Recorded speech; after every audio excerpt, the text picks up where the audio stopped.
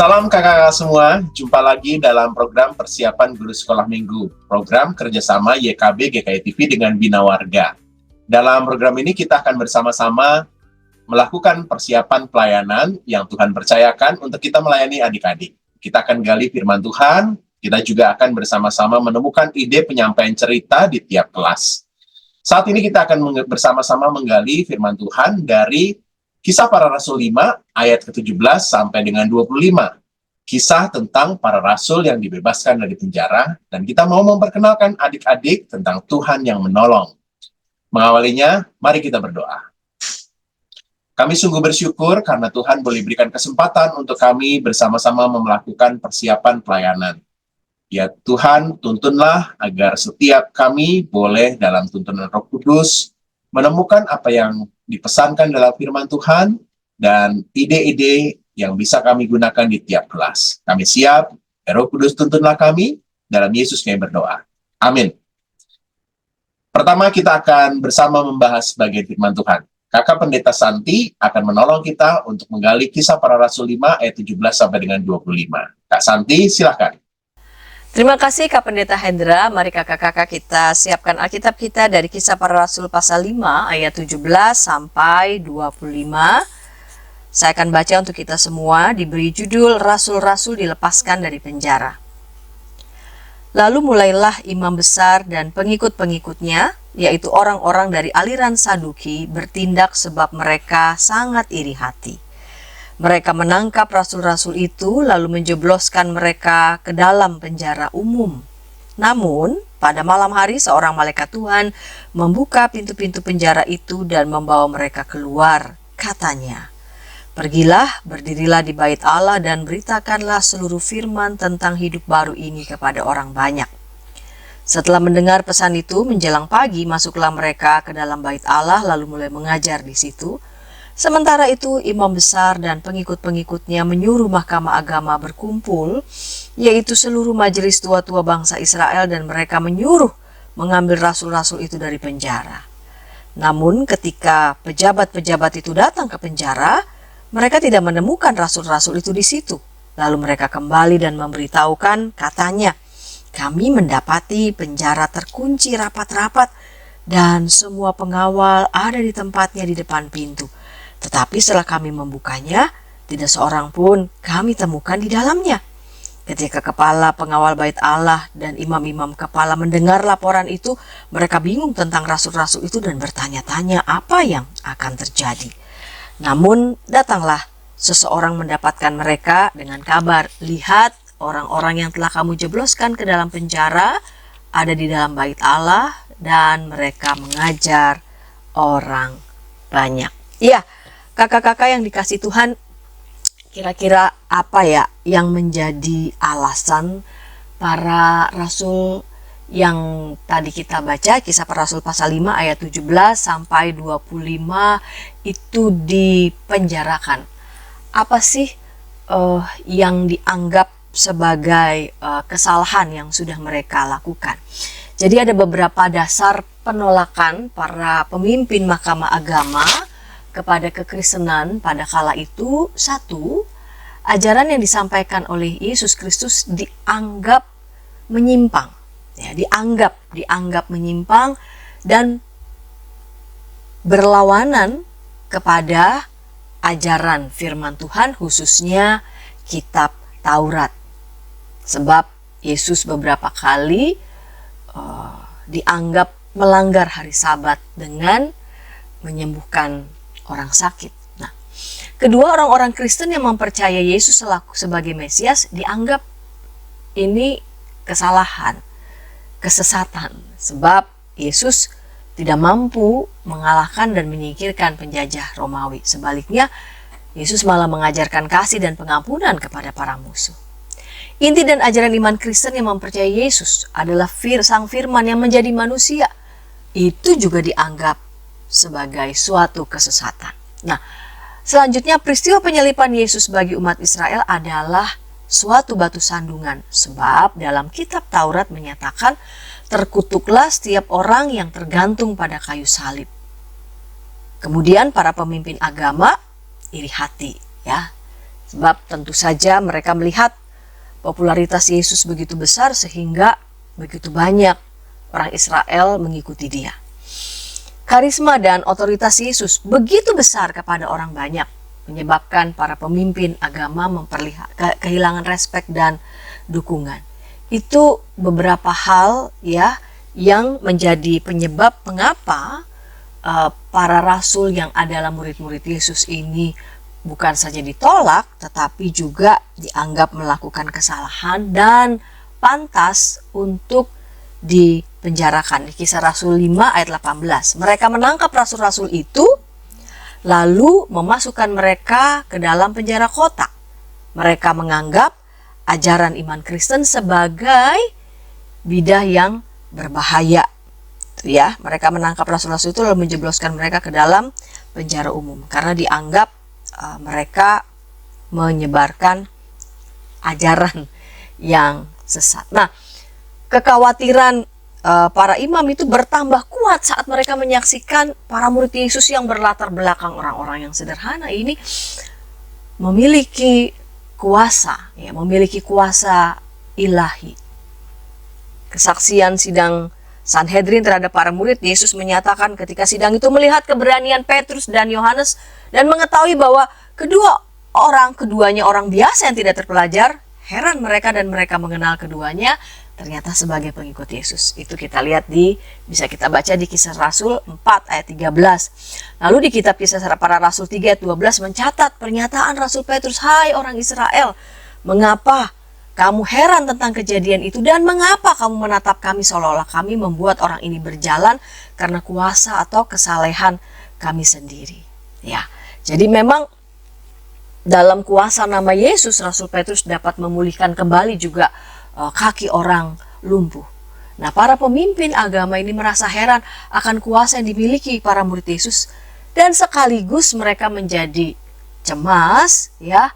Mereka melihat kok seluruh rakyat semakin hari semakin tertarik dengan ajaran yang mereka sampaikan. Ya, jadi memang dari sudut hukum, para rasul Yesus ini tidak terlindung dan mereka orang-orang sederhana, tidak punya kekuatan ataupun kuasa untuk dapat melindungi dirinya. Dan mereka begitu saja dijebloskan ke dalam penjara. Namun yang menakjubkannya, tetapi Kisah Rasul 5 ayat 20 menyatakan waktu malam seorang malaikat Tuhan membuka pintu-pintu penjara itu dan membawa mereka keluar. Katanya, "Pergilah, berdirilah di bait Allah dan beritakanlah seluruh firman itu kepada orang banyak."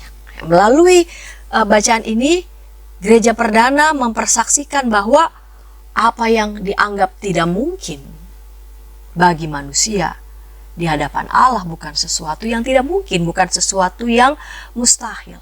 Ya, walaupun tidak ada seorang pun yang dapat melepaskan para rasul dari penjara, namun Allah melalui malaikatnya dapat membawa mereka keluar dengan selamat. Tindakan penyelamatan kepada para rasul yang dilakukan oleh malaikat Tuhan ini begitu luar biasa. Pintu-pintu penjara tetap terkunci pada saat itu, ya, karena saat para penjaga kembali ke penjara mereka menyatakan, "Kami mendapati penjara terkunci kok dengan sangat rapi, ya, semua pengawal juga ada di tempatnya di muka pintu, tapi setelah kami membukanya tidak seorang pun yang kami temukan di dalamnya." Ini adalah tindakan Allah yang menakjubkan, yang mengutus malaikatnya untuk melepaskan para rasul dari jeruji penjara, menyatakan bahwa ya, kekristenan yang diajarkan dan diteladankan oleh Kristus adalah kebenaran dan keselamatan. Dari sini kakak-kakak mari kita lihat tujuan di setiap kelas Batita Balita. Anak memahami kisah para rasul yang dilepaskan dari penjara dan anak selalu memohon pertolongan dari Tuhan dalam doanya.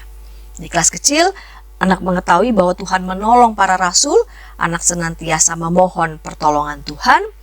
Dan di kelas besar, anak mengetahui bahwa Tuhan menolong para rasul, anak senantiasa memohon pertolongan Tuhan. Demikian Kak Pendeta Hendra. Terima kasih Kak Santi sudah menolong kita menangkap pesan firman Tuhan, dan tinggal bagaimana ide yang bisa kita gunakan nih di tiap kelas. Tapi sebelumnya kita akan mengikuti beberapa informasi berikut. Kita jumpa dalam acara pembangunan jemaat pembangunan jemaat, setiap Senin, di minggu kedua dan keempat, pukul 20 waktu Indonesia Barat. Dapat Anda nikmati di channel YKB TV.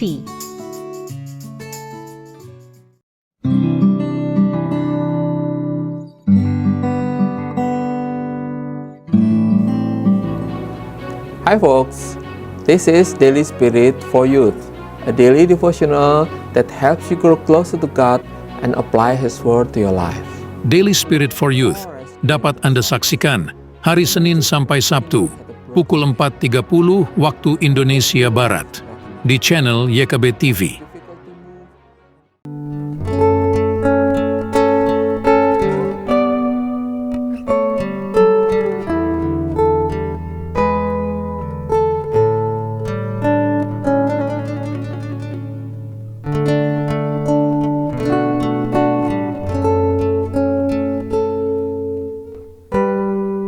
Masih dalam program persiapan guru sekolah minggu, kita sedang membahas kisah para rasul 5 ayat 17-25, kisah para rasul yang dibebaskan dari penjara. Kita mau memperkenalkan adik-adik tentang Tuhan yang menolong. Kita sudah membahas bagian firman Tuhan, dan kita kali ini akan menemukan ide apa yang kita bisa gunakan di tiap kelas. Pertama kita akan membahas di kelas Batita Balita. Ada Kak Devina yang akan menolong kita untuk menemukan ide di kelas Batita Balita. Kak Devina, silakan. Baik, kakak-kakak, kita akan melanjutkan usulan saya untuk cerita dengan tema Tuhan menolong, belajar dari kisah para rasul yang dilepaskan dari penjara. Bahan Alkitabnya diambil dari kisah para rasul 5 ayat 17 sampai 25.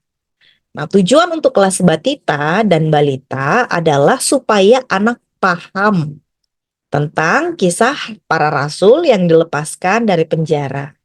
Jadi, yang ditekankan adalah kisah para rasul yang dilepaskan dari penjara. Lalu yang kedua, anak selalu memohon pertolongan Tuhan di dalam doanya. Jadi, yang kedua, penekanannya adalah di dalam doa, anak-anak meminta pertolongan dari Tuhan. Sehingga kata kunci untuk cerita ini, yang pertama adalah Tuhan tolong, dan yang kedua adalah berdoa.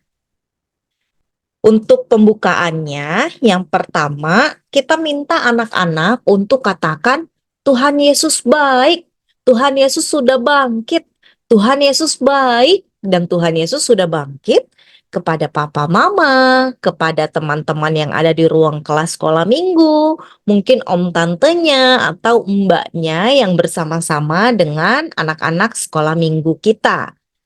Katakan sekali lagi bahwa Tuhan Yesus baik, Tuhan Yesus sudah bangkit. Setelah selesai mengatakan demikian, lalu guru sekolah minggu masuk ke dalam isinya. Apa saja isinya? Usulan saya, isinya tidak perlu sedetail yang ada di dalam Alkitab. Tetapi seperti tujuan, kita mau menceritakan tentang rasul-rasul yang dilepaskan dari dalam penjara. Nah, yang pertama isinya kakak-kakak bisa mengatakan apa yang dilakukan oleh adik-adik juga dilakukan oleh para rasul pada zaman dahulu.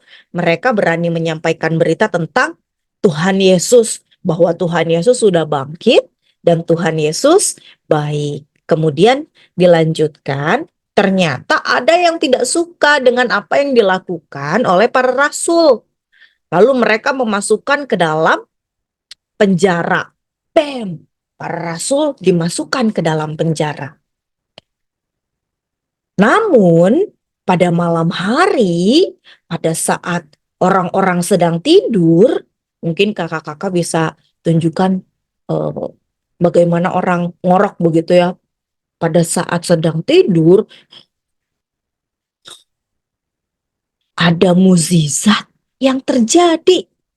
Tiba-tiba datang malaikat Tuhan membebaskan mereka dan meminta mereka untuk kembali menceritakan tentang Tuhan Yesus.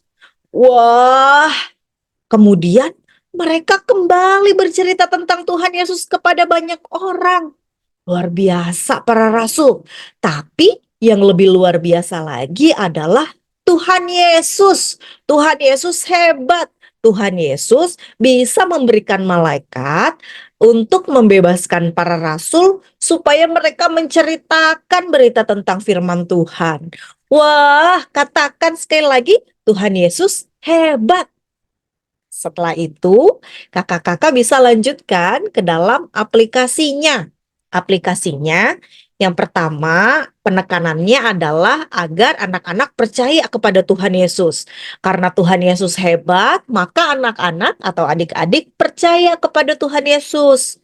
Karena sudah percaya, maka adik-adik bisa minta pertolongan Tuhan Yesus untuk tolong adik-adik supaya adik-adik tambah tinggi, tambah pintar, tambah hebat, tambah kuat, tambah taat kepada Tuhan dan orang tua.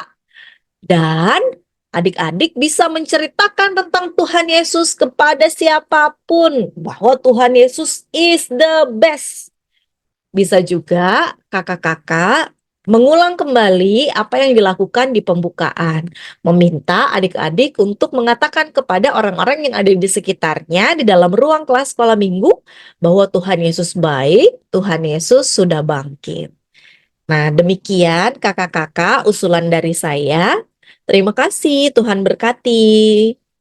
Terima kasih Kak Devina sudah menolong kita untuk menemukan ide di kelas Batita Balita. Kita akan beranjak ke kelas kecil. Tapi sebelumnya, mari kita ikuti dulu beberapa informasi berikut. Dari gungkungan malam gelap, nyanyikanlah nyanyian baru setiap hari Rabu pukul 12 waktu Indonesia Barat. Dapat Anda nikmati di channel Lagu Rohani YKB TV. Kita jumpa dalam acara Pembangunan Jemaat. Pembangunan jemaat setiap Senin di minggu kedua dan keempat pukul 20 waktu Indonesia Barat. Dapat Anda nikmati di channel YKB TV.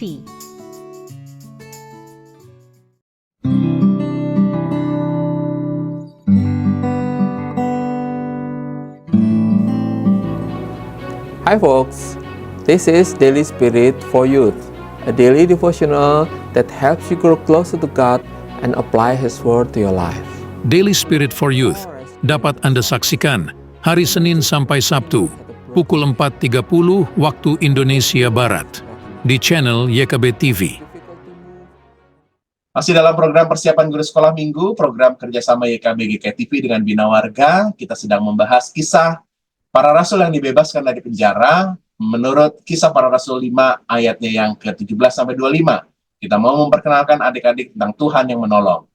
Kita akan membahas ide yang bisa kita gunakan untuk menyampaikan pesan firman Tuhan di kelas kecil, kelas 1 sampai dengan 3 SD. Yuk, ada Kak Helen yang akan menolong kita. Kak Helen, silakan. Halo kakak-kakak, sekarang kita akan bersama-sama mempersiapkan untuk pelayanan anak di kelas kecil. Tuhan menolong, belajar dari kisah rasul-rasul yang dilepaskan dari penjara. Tujuan pembelajaran anak adalah anak mengetahui bahwa Tuhan menolong para rasul. Dan yang kedua, anak senantiasa memohon pertolongan Tuhan. Saya akan mengajak kakak-kakak untuk mempersiapkan diri dalam hal cerita firman Tuhan. Mungkin bisa diajak anak-anak untuk yang sudah lancar untuk membaca Alkitab, bisa diambil beberapa ayatnya saja atau intinya saja atau dibaca seluruhnya. Ceritanya bisa dimulai dengan dialog-dialog. Misalkan seperti ini. Tolong kami. Pak si penjara, tolong kami. Kami tidak salah apa-apa. Kami bukan penjahat. Kami ingin menyebarkan kabar baik. Dan kami harus pergi untuk menyampaikan berita itu kepada banyak orang. Tolong Pak, tolong. Betul yang dikatakan oleh Petrus. Bagaimana kami bisa menyebarkan berita keselamatan jika kita masih ada di penjara ini? Adik-adik, ada seorang bernama Petrus dan Yohanes bersama-sama dengan para murid lainnya di penjara, adik-adik. Ada yang tahu penjara itu seperti apa? Seperti apa, adik-adik? Ini bisa diajak untuk interaktif pertanyaan-pertanyaan tentang penjara. Betul, adik-adik. Di penjara, kita tidak boleh kabur. Kita tidak bisa kemana-mana. Tidak boleh keluar dari pintu penjara. Pastinya ada Pak Sipir atau Bapak yang menjaga penjara. Sehingga kita tidak bisa pergi kemana-mana. Adik-adik, adakah yang tahu di penjara itu sebenarnya orang-orangnya itu seperti apa sih? Seperti apa? Betul, orang-orang yang jahat, orang-orang yang melakukan kesalahan atau pelanggaran. Ada yang mau masuk penjara? Pastinya tidak ada yang mau. Tidak enak ketika kita masuk penjara. Tapi kira-kira kalau dari kisah ini, Yohanes, Petrus, dan para murid ini berbuat jahat, pelanggaran, atau kesalahan nggak ya, adik-adik? Diam. Tolong, enak aja. Gara-gara kalian mengabarkan tentang siapa itu? Tuhan Yesus Kristus. Kalian jadi harus dipenjara. Kami tidak percaya dan tidak peduli siapa Yesus itu. Kami tidak senang dengan kalian. Wah, adik-adik, ternyata para murid Tuhan Yesus dipenjara karena tidak disenangi oleh banyak orang. Padahal para murid Tuhan Yesus hanya ingin orang-orang mengenal Tuhan Yesus dan bisa merasakan kasih dan Tuhan Yesus yang mati dan menebus dosa kita. Kata murid lainnya, Yohanes, Petrus, kita semua, kita harus terus berdoa, meminta pertolongan dari Tuhan. Ayo kita bareng-bareng yuk. Ayo, mana lipat tangan semuanya? Ayo lipat tangan semuanya. Kita berdoa ya. Tuhan, kami senang bisa memberitakan kasih Tuhan, menyembuhkan yang sakit, dan mengasihi sesama. Namun saat ini kami ada di penjara. Kami butuh sekali pertolongan Tuhan. Terima kasih Tuhan, kami berdoa. Amin. Tiba-tiba di suatu malam, hai para murid, pergilah, berdirilah di bait Allah dan beritakanlah seluruh firman hidup itu kepada banyak orang. Wah, adik-adik, seorang malaikat datang membuka pintu-pintu penjara. Para murid keluar dan seperti yang dikatakan oleh malaikat itu, mereka pergi ke bait Allah. Para murid pergi ke bait Allah dan memberitakan firman Tuhan di sana. Adik-adik, ketika kita mau memberitakan hal yang baik, jadi anak-anak Tuhan yang baik, mau terus membantu orang lain, mau menaati setiap perintah-perintah Tuhan, Tuhan akan selalu ada untuk menolong kita ketika kita berada dalam kesulitan-kesulitan. Loh, caranya gimana? Berdoa kepada Tuhan. Ya, Tuhan tolong aku, misalkan ada ujian, aku sudah belajar untuk ujian hari ini. Tuhan kiranya memberkati supaya aku bisa melakukan yang terbaik. Terima kasih Tuhan, amin. Tetapi bagaimana jika kita berdoa tetapi ternyata kita menyontek lihat kertas ujiannya teman yang lain? Apakah Tuhan akan menolong kita?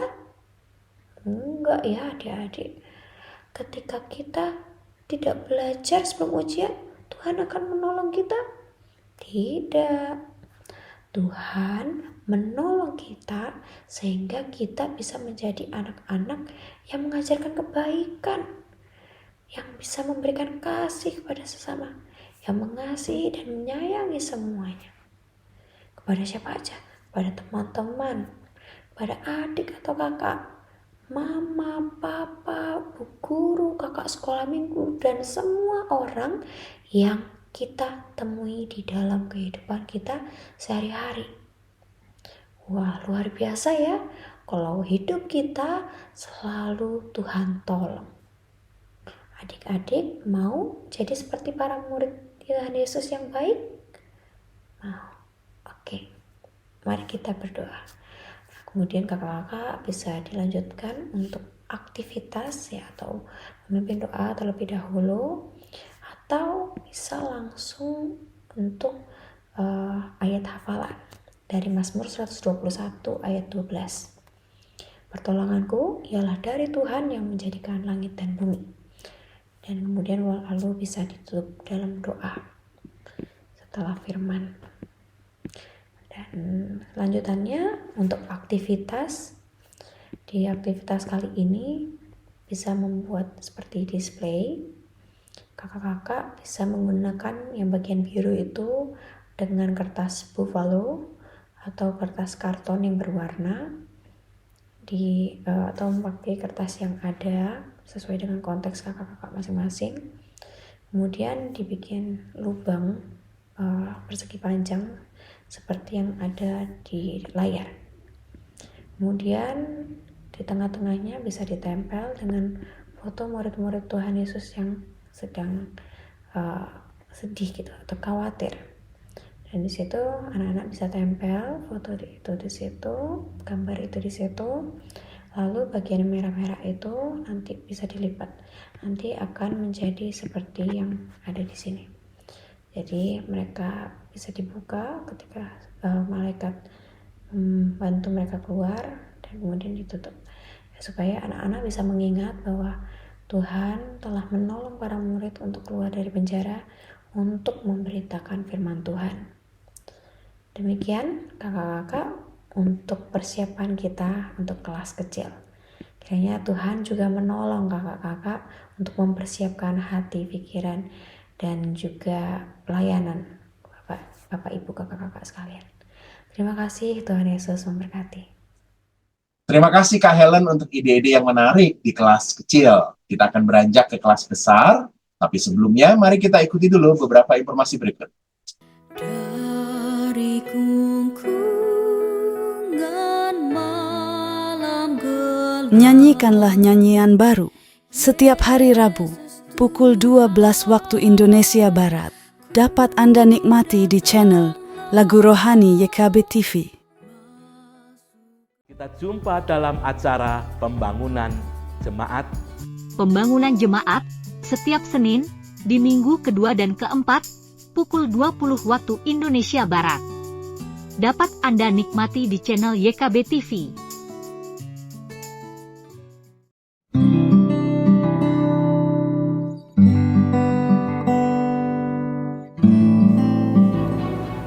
Hi folks, this is Daily Spirit for Youth, a daily devotional that helps you grow closer to God and apply His Word to your life.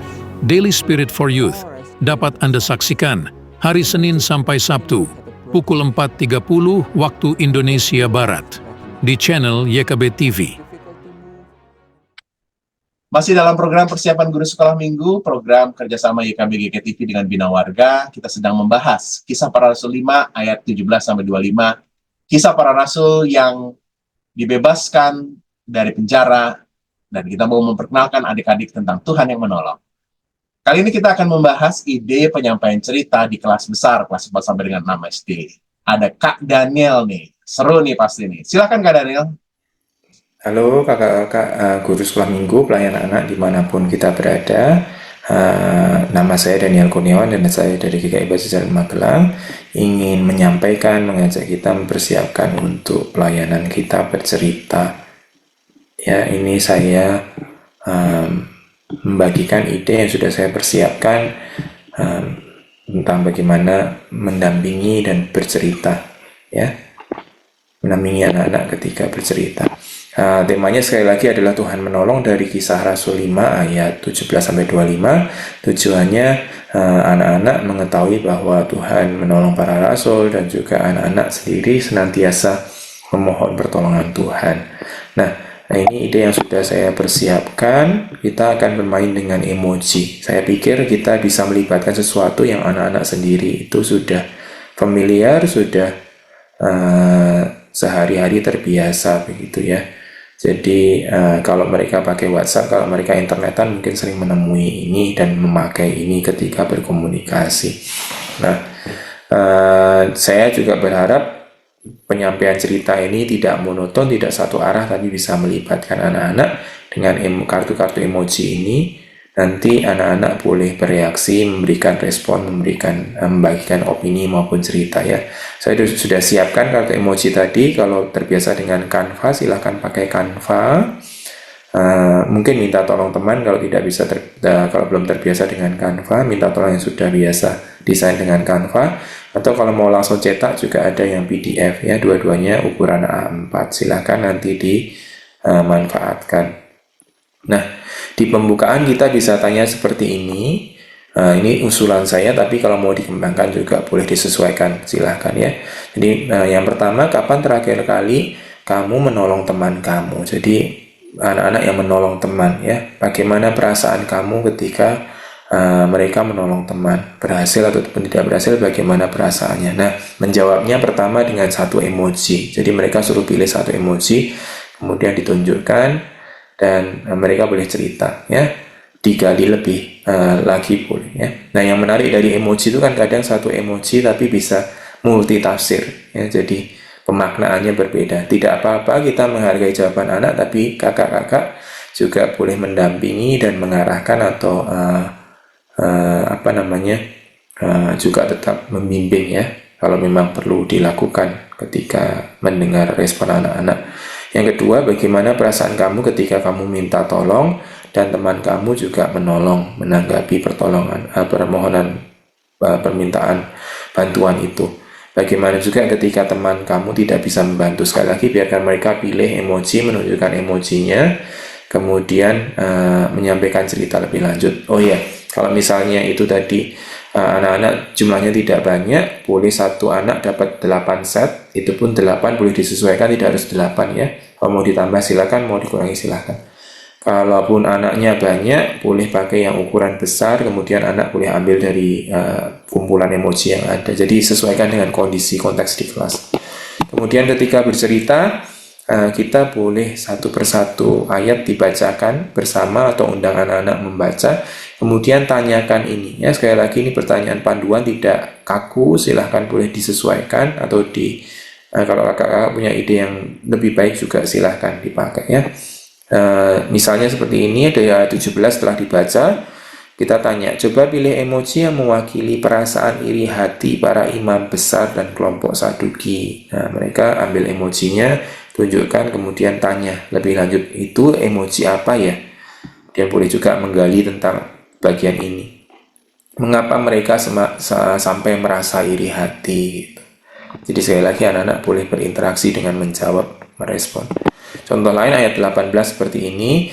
Kemudian kita tanyakan kira-kira mana emoji yang mewakili perasaan para rasul yang ditangkap dan dipenjara. Mereka ambil emoji, tunjukkan emoji, baru digali lebih lagi. Coba ceritakan itu perasaan apa sih, emoji apa sih itu. Gitu. Sampai terakhir ayat selesai dibaca.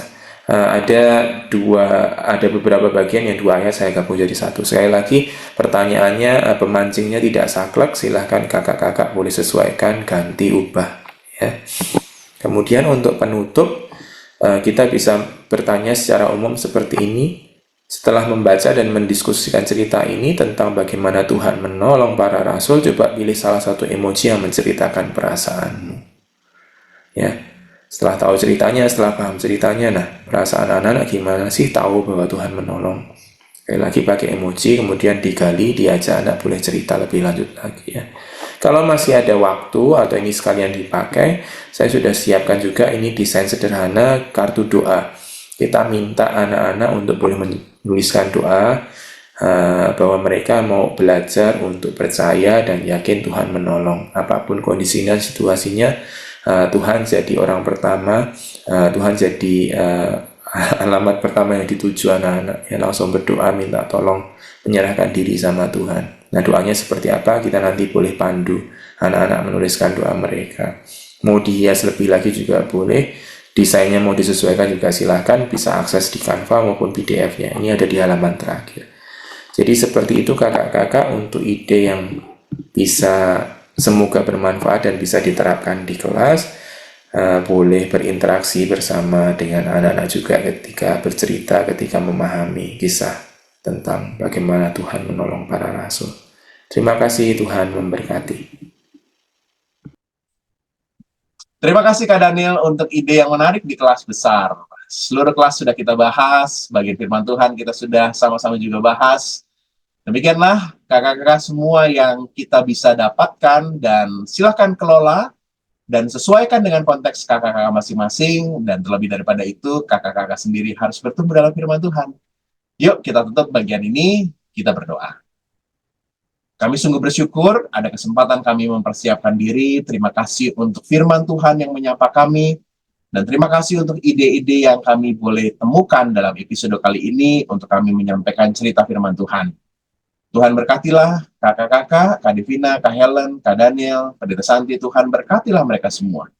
Kami juga memohon penyertaan Roh Kudus agar setiap kami boleh mempersiapkan diri dengan baik, sehingga pelayanan ini boleh memberkati adik-adik dan setiap kami bertumbuh bersama. Kami bersyukur dalam Yesus kami berdoa. Amin. Sampai jumpa lagi, Tuhan Yesus berkati.